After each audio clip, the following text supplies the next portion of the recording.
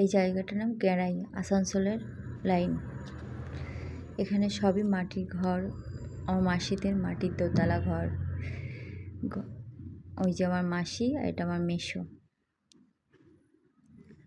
আমার মাসি একটু অসুস্থ, এটা মাসির যা।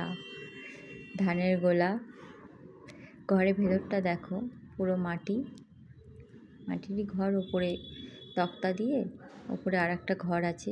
হাঁড়িগুলো দেখেছো কীভাবে সব ইয়ে করা, আর মাটি বড় বড় কলসিগুলো, ওগুলোতে জিনিসপত্র রাখা আছে।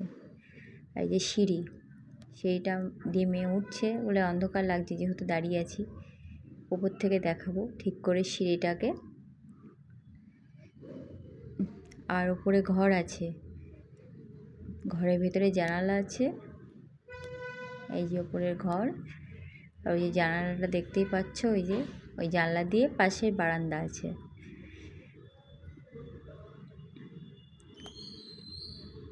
পুরোটাই মাটির। এই যে জানালাটা খুললাম, এই যে পাশে এই যে একটা বারান্দা। কেমন লেগেছে জানিও কমেন্ট করে। এবার আবার নেমে আসছি। নেমে এসে বাইরে একটা সিঁড়ি আছে, ওই ওপরটাতে জিনিসপত্র কিছু রাখে, আর এদিকটাতে টুকটাক সাইকেল আর টুকটাক জিনিসপত্র রেখে দিয়েছে। আর পাশে এটা হচ্ছে রান্নাঘর, যেখানে রান্না করে।